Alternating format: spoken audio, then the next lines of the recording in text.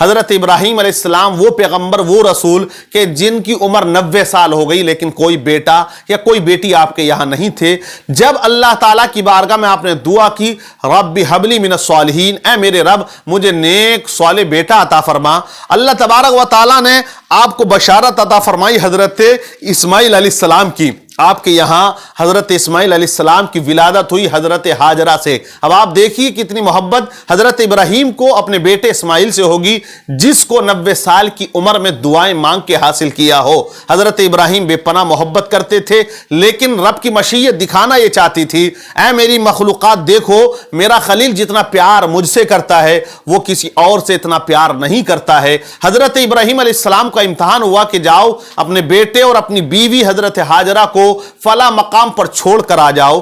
آپ نے دونوں کو ساتھ لیا اور ایک چٹیل میدان میں آپ پہنچے، ایک بیابان جگہ پر پہنچے جہاں نہ سبزہ تھا نہ پانی تھا نہ کچھ تھا، وہاں ایک چٹیل میدان تھا، ریتیلا میدان تھا، وہیں پر حضرت ہاجرہ کو بیٹھا کر اسماعیل علیہ السلام کو گود میں دے کر آپ چلنے لگے۔ کوئی سوال نہیں، کوئی جواب نہیں۔ جب چلنے لگے حضرت ہاجرہ نے دامن پکڑ کے کہا، میرے شوہر نامدار آپ مجھے ایسے بیابان جنگل میں چھوڑ کر جا رہے ہو جہاں زندگی جینے کے کوئی آثار نظر نہیں آتے، آخر وجہ کیا ہے؟ یہاں کوئی سبزہ نہیں، پانی نہیں، دانہ نہیں، آخر آپ نے ہمیں یہاں چھوڑا۔ حضرت ابراہیم علیہ السلام خاموش ہیں۔ آپ نے جب پوچھا اے میرے شوہر کیا یہ ہمارے رب کی رضا ہے، رب کی مرضی ہے؟ آپ نے ارشاد فرمایا یہ رب کی رضا ہے، میرے مولا کی مرضی ہے۔ تو کہا جب رب کی رضا ہے تو رب ہمیں ضائع نہیں کرے گا، دامن چھوڑ دیا۔ حضرت ابراہیم چلنے لگے، آگے جا کے آپ نے دعا فرمائی، ربنا انی اسکنت من ذریتی بواد غیر ذی زرع عند بیتک المحرم۔ آپ نے دعا کی میرے رب میں نے اپنی اولاد کو ایسے تیرے گھر کے پاس میں بسا دیا ہے جو وادی ایسی ہے نہ سبزہ ہے نہ پانی ہے، مولا تو ان کو پھلوں سے رزق عطا فرما، لوگوں کے دل ان کی طرف مائل فرما۔ بہرحال حضرت ابراہیم چلے گئے، حضرت ہاجرہ وہاں رہتی رہیں۔ جب کئی روز گزرے تو پانی کی تلاش میں آپ دوڑنے لگی لیکن پانی کہیں میسر نہ آیا۔ حضرت اسماعیل علیہ السلام نے زمین پر ایڑیاں رگڑی اور زمزم کا چشمہ جاری ہو جاتا ہے۔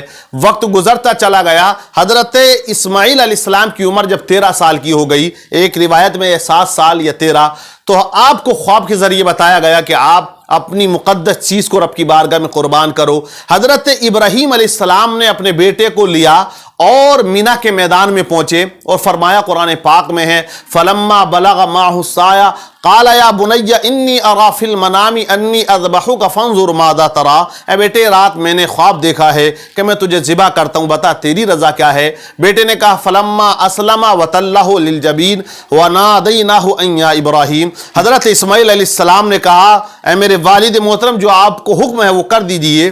حضرت اسماعیل علیہ السلام رب کی رضا پہ راضی ہوئے۔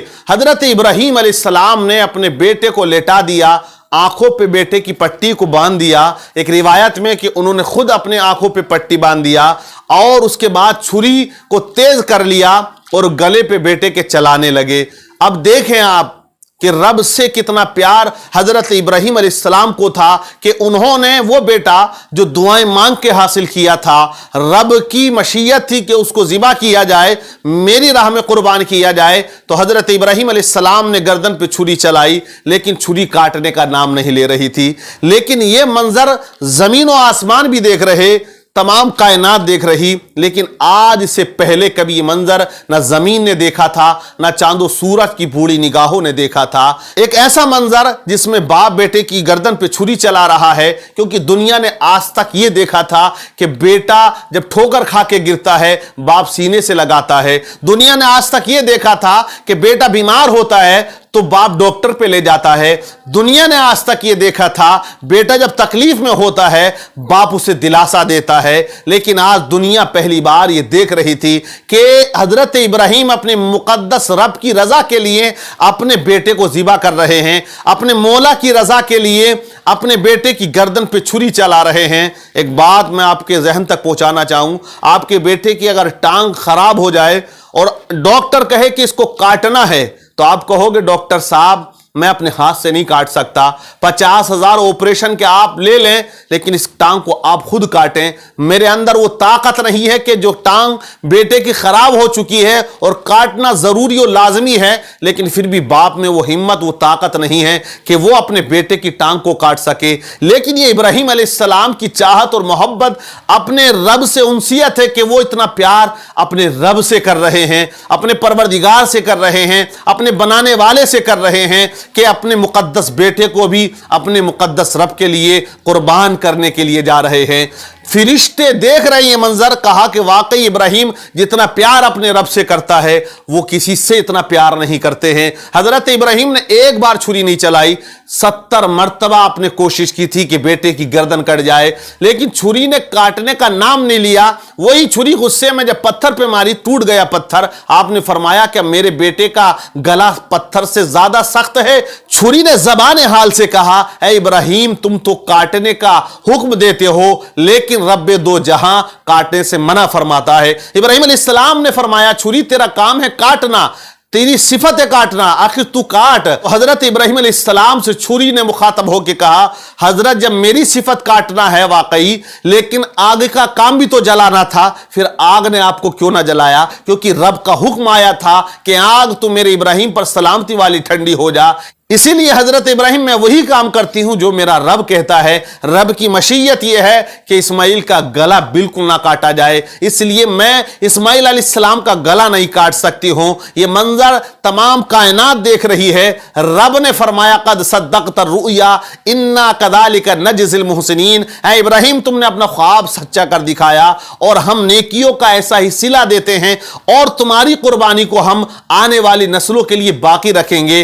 तो ये वो कुर्बानी है जो हजरत इब्राहिम अलैहिस्सलाम ने मीना के मैदान में दी, और उस कुर्बानी की याद में उम्मत मोहम्मदिया पर कयामत तक के लिए हर साहिब निसाब पर कुर्बानी करना वाजिब करार दे दिया गया है। आप देखें, जो मुकम्मल कुर्बानी हजरत इब्राहिम अलैहिस्सलाम ने दी है वो मुकम्मल है, क्योंकि शायर कहता है, यह आशा है कि इंसान छोड़ दे सब मालो जर अपना, यह आशा है कि इंसान छोड़ दे तख्ते सुलेमानी, यह आशा है कि इंसान रंज उठाए सख्त या झेले, यह आशा है कि इंसान जान भी दे दे बआसानी। यह आसान से आसान तर है जाने मन, लेकिन बहुत मुश्किल है अपने हाथों से बेटे की कुर्बानी। किया बेटे को कुर्बा राह हक में अपने हाथों से, नहीं दुनिया में कोई भी खलीलुल्लाह का सानी।